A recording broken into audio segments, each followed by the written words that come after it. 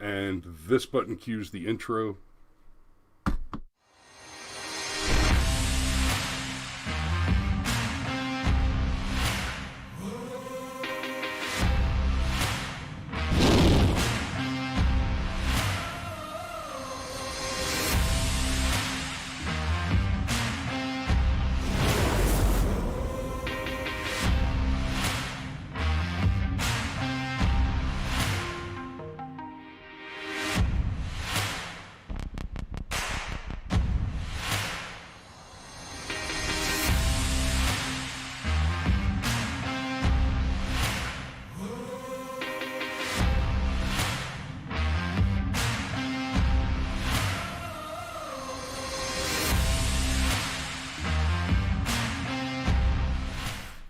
Okay, I'm actually not sure if you guys are all if you guys are all chatting on the right channel or not, so let me know what you're seeing over there.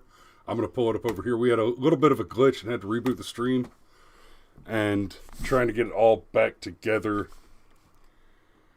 now. So, I should be able to see if the...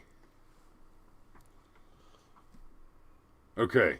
I see St. Michael of Cigarillo. You're everything. Yep, looks like everything's running back smooth again, including the audio. So, good morning, everybody. It is Thursday, I think. Yep. It's been a week. It's been a hell of a week. Thursday. 2 days to 2 days to Christmas. One more Firearms Friday before Christmas, which I'm looking forward to. So, may I just set it up just a wee bit here, please? Yeah, go ahead. Okay. So, conspiracy theories. They're tough. They are tough, okay? Because it's not... And here on the Brushfire Mind, we are not conspiracy theorists. Well... We are conspiracy analysts. Yeah. Okay, so here's the deal, okay? Let's just start with the thing that broke... And Mary, just because... I hate to interrupt. I know. No, I don't. But we got a bunch of people in the chat. Jamie's here. I see Steve. Ma's here. I assume Sergeant Major's watching with Mom. I see Dave. I see St. Michael. Rod's with us this morning. Good morning, Rod. I hope you're staying safe and warm out there on the road. I know you've been a busy boy, and I hope you're enjoying it. St. Michael says 1-6 was an inside job, and we're getting there. Yeah, we're... And Merry Christmas to all of you. Merry Christmas. Yes. Merry Christmas. Okay, so, conspiracy theories, okay? So let's start with the thing that I think kind of broke a lot of people's brains. Is there anybody that believes Jeffrey Epstein killed himself? No. Like, anybody. And, guys, if you haven't seen the, if you haven't seen the special that Steven Crowder did as Stephen Knievel, where he tried, and I mean tried, to hang himself using the kinds of sheets that were available in, I mean, they went over the top with the science. They had the scales to measure the tensile strength of the makeshift rope and how much force it takes to do the damage reported in the autopsy, like the broken hyoid and all that stuff. And they proved beyond a shadow of a doubt that is absolutely 100% physically possible for Jeffrey Epstein to have hanged himself with the amount of distance he had to the floor and the kind of rope that he had, as long as the circumstances included another person being in the cell who was able to grab him by the ankles and wheelbarrow him, put a knee in his back, and shove him harder to the floor. Basically, that it couldn't have been done without a murderer there to co-conspirate with him. Yeah, anyhow, so conspiracy theories, and Jeffrey Epstein didn't kill himself. And Alex Jones is always right. Okay. Conspiracy theories, and Jeffrey Epstein didn't kill himself. There's a problem with going down any conspiracy theory rabbit hole, though, okay? And granted, I don't think Jeffrey Epstein killed himself, and there does appear to be a lot of evidence to cover up the fact that he didn't kill himself. Not the least of which is the bizarre circumstances of the ongoing Ghislaine Maxwell trial. However, there's a real problem with the way conspiracy theories break your brain, and it's conspiracy theory bias. You see, the problem with conspiracy theory bias is if you find evidence that supports the conspiracy theory, well, you found evidence that supports the theory part of the conspiracy theory. And if you find evidence that contradicts the conspiracy theory, you have found evidence of the conspiracy portion of the conspiracy theory. And that's tough. That is tough when every piece of information that you run across either backs up your claim and then proves you correct, or contradicts your claim and still proves you correct. It's really difficult to live in a world where you can establish parameters of, truth and stuff like that. There's two more pieces of that puzzle that are important to remember. One of the hard things about debunking anything is it is impossible to prove a negative. You can prove the impossibility of a positive claim, but that's different than proving a negative. And then the other thing that makes conspiracy theories tricky, like there's one going on. There's one that's been going on for a little while that the whole COOF thing was one big conspiracy to help Bill Gates inject everybody with microchips, right? Except that's not the theory. That's not the claim that's made. Instead, what the theory is that there has been a vested interest in microchipping everybody for some time, like, for example, with the original Hillary Care plan that demanded it, created an entire industry, which failed to become law, and the industry went on to produce the microchips that we now use in our pets. That's not a conspiracy theory. I could show you that with basic financial filings and evidence. That's a thing that occurred. But then you fast forward to the current pandemic, and you get the people who go to debunk the claims, and instead of focusing on articles that are coming out within just the last couple days now that a microchip will make it possible and easy to make mandatory vaccine passports convenient. It's like, now hold on a minute. Back up before you even get to the convenient part there. The articles debunking it say, no, Bill Gates is not trying to microchip everybody. It's like, well, now hold on a second. That's not what I said. And this goes to that Tim Pool. It's a straw man.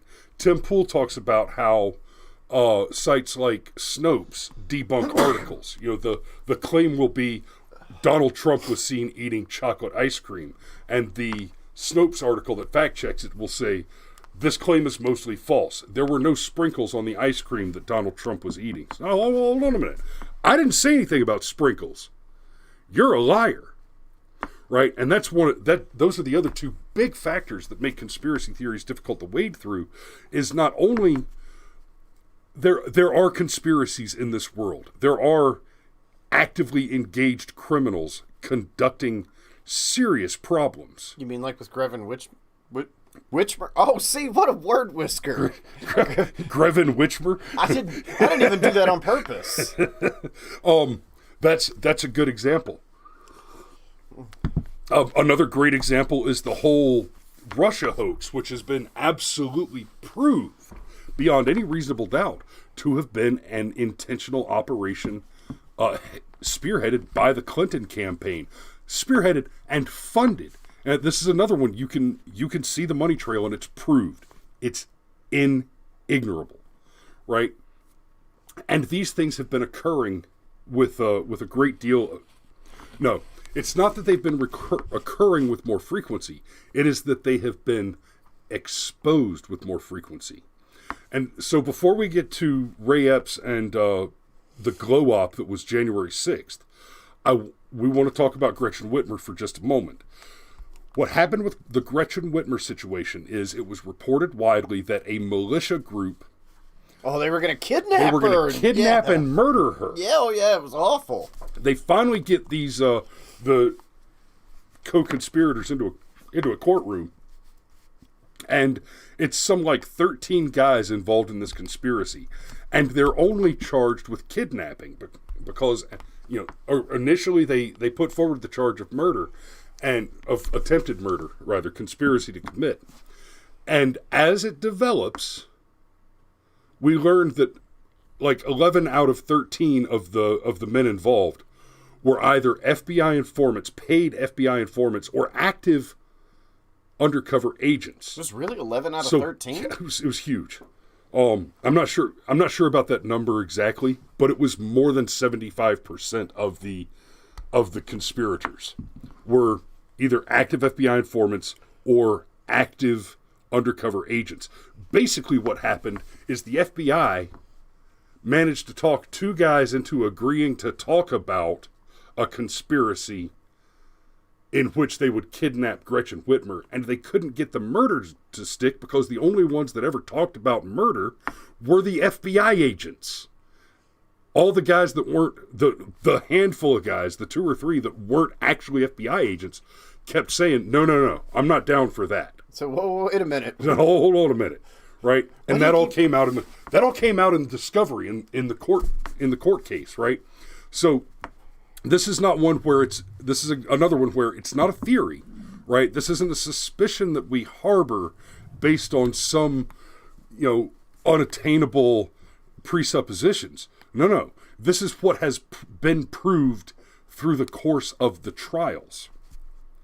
So, we say all that to say that everything else we're about to look at in this Revolver article would be easily dismissed as crackpot tinfoil hat conspiracy theory nonsense if it weren't for the mere fact that this is just the MO of our federal law enforcement.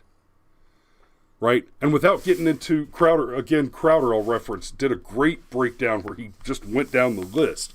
Basically, every major thing the FBI has ever done was something that the FBI set up and then took credit for busting, including the majority of all foiled terror plots attributed to the FBI, up to and including the biggest of them.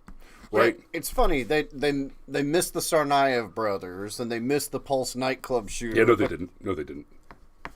Look, they missed the Marjorie Sandman Douglas high school shooter. No, they didn't. They knew him. They let it happen. It was part of the narrative.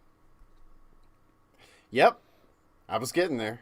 I know. Anyhow. But it's funny that they can get to... Jeff Goldblum says the FBI is now the enforcement wing of the Democrat Party. I would agree with you if it were the case that the FBI were unfairly targeting and enforcing the law. But instead what's happening is the FBI is unfairly targeting and setting up people to be in violation of the law. That's not enforcement. That's entrapment. The FBI is now they are the new thought police. They are the thought police. So, I've been running my mouth for a hot minute here. Fair enough. I'm gonna ask you to read the article. So we have this from Revolver. Meet Ray Epps, the Fed-protected provocateur who appears to have led the very first 1/6 attack on the U.S. Capitol. And, by the way, before Cameron starts reading the article, I just want to remind everybody that we'll still be on Rumble. Go ahead. Okay. In a House hearing on Thursday, and is this the one that's dated from October? I believe so. Okay, so this is part 1 of this. There's a part 2 that came out that we're going to try and get to, but all the groundwork is here. So, in a House hearing on Thursday, Thomas Massey questioned AG Merrick Garland about a mysterious man, Ray Epps, instructing protesters to enter the U.S. Capitol building on January 5th, who later shepherded crowds toward the Capitol on January 6th.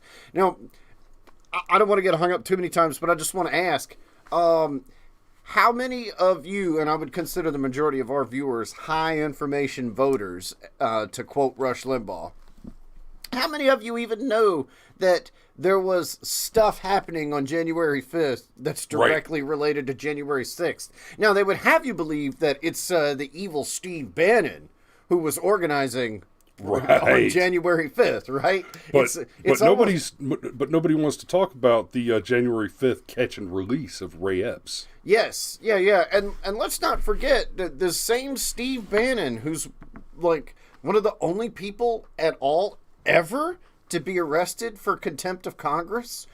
They go after him. Yeah. Okay. So, quote, Thomas Massey, I questioned Attorney General Garland about whether there were federal agents present on 1/6 and whether they agitated to go into the Capitol. Attorney General Garland refused to answer. See, now that seems like the kind of question you just say no. And I mean, and I mean that very seriously, because even if you're lying, that's the time to lie, Garland. Yeah. The story of the mystery man, Ray Epps, featured in Massey's video above, is in fact far more shocking than even the good congressman implies in the hearing. It's a story so strange and so scandalous at every turn that it threatens to shatter the entire official narrative of the Capitol breach and expose yet another dimension of proactive federal involvement in the so-called insurrection on January 6th.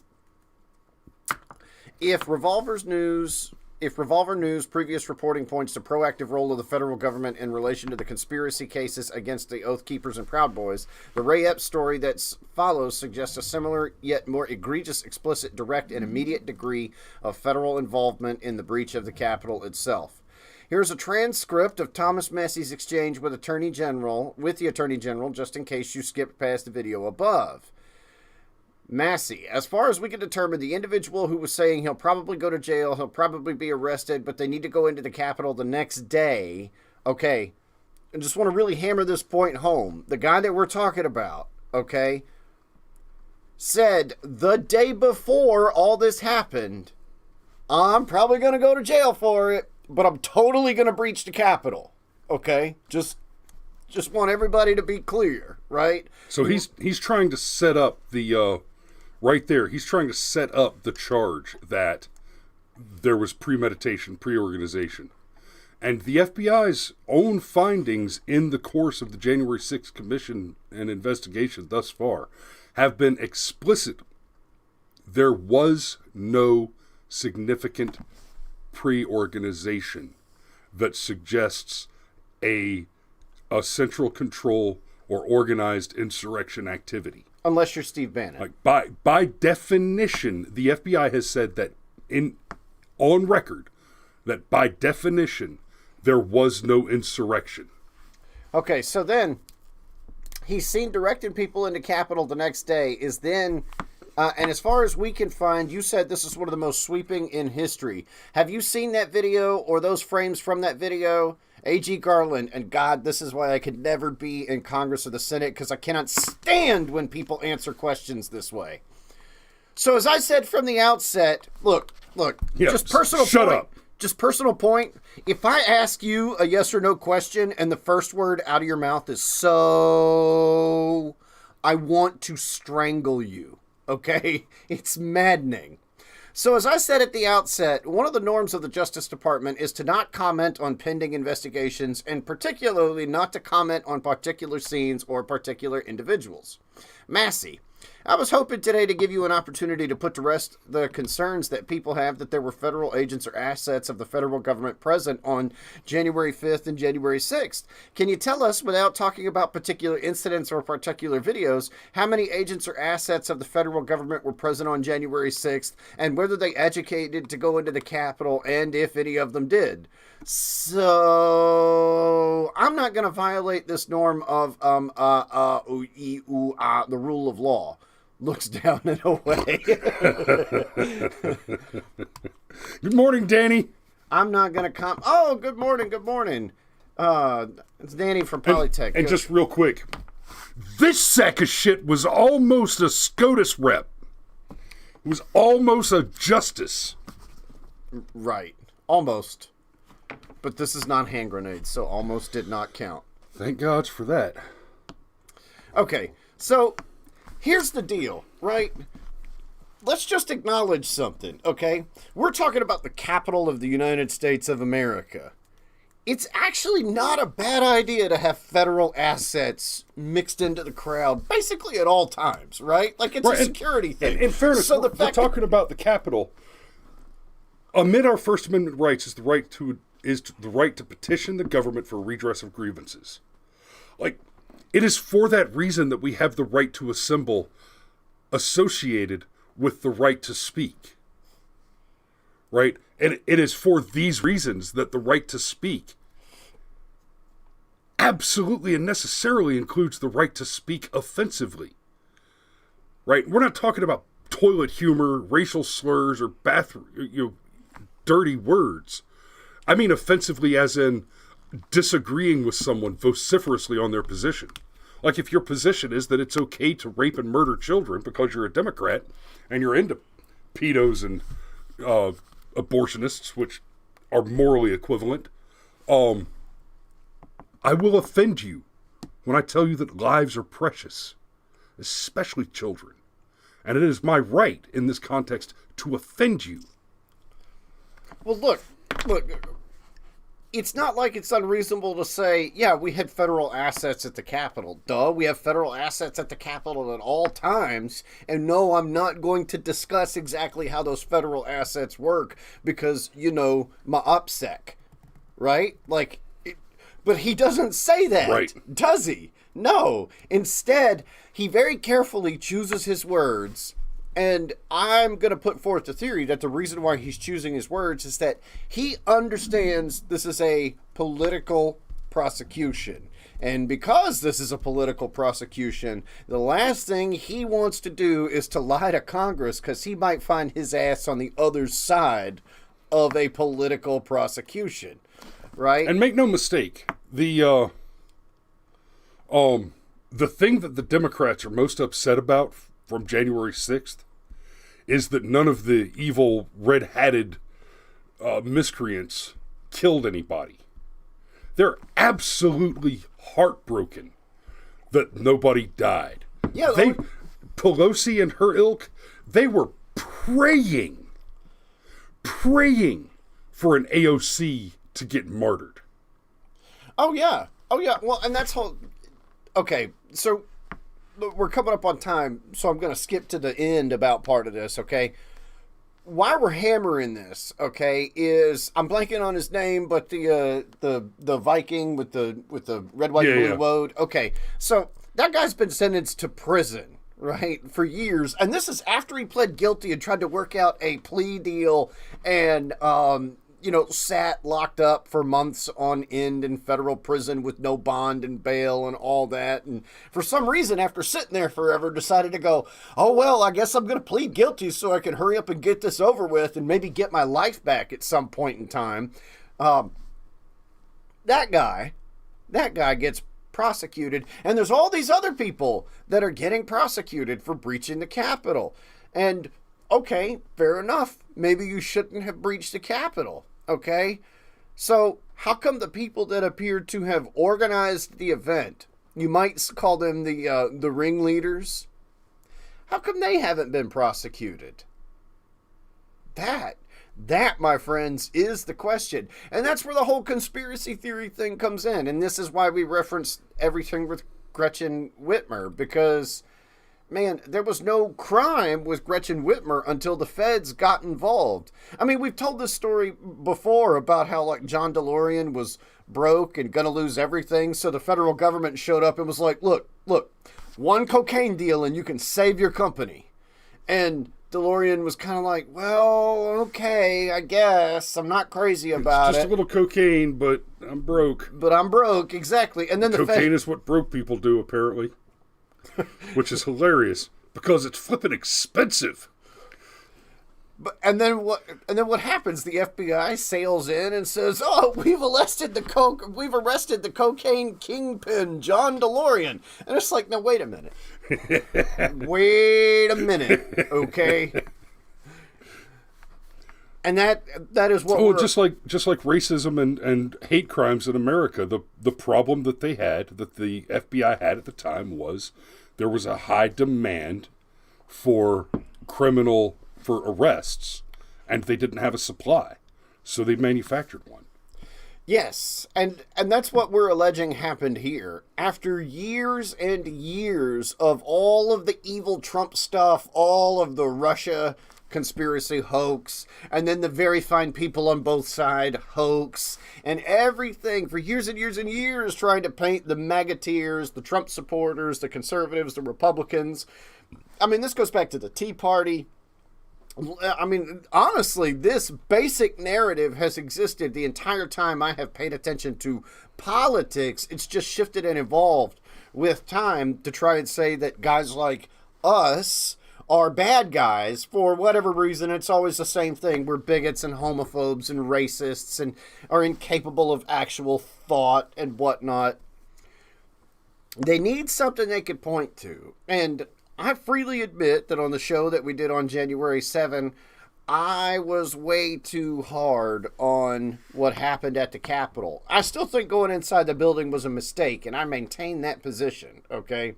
However, at the time, all I had seen was what the the news media, but I repeat myself, had wanted me to see, okay? And it was only after all this other stuff started to come out where I said, wait a minute. You mean cops were just moving out of the way? Hang on, I gotta give this one a He said, may the force be with you to the LT that's at the Space Force Coast. Nanu. Okay. I know I just derailed the shit out of you, but we're also about to have to wrap it up because I gotta go to work. See, and Steve points out that's always what happens when people jump to conclusions before the facts come out. And I think that that's actually really important. And I'm using myself as an example as somebody that made a mistake on purpose. When you slam somebody in the eyeballs with something really emotional or terrifying or shocking, and you go straight to their emotional center, you have the ability to manipulate them. We've talked about this before. Emotion's the only thing you can use to manipulate somebody. Correct. Everything else is really, really, really limited. Now, well, okay. So Galbraith, Anatomy of Power. Rod, you'll appreciate this.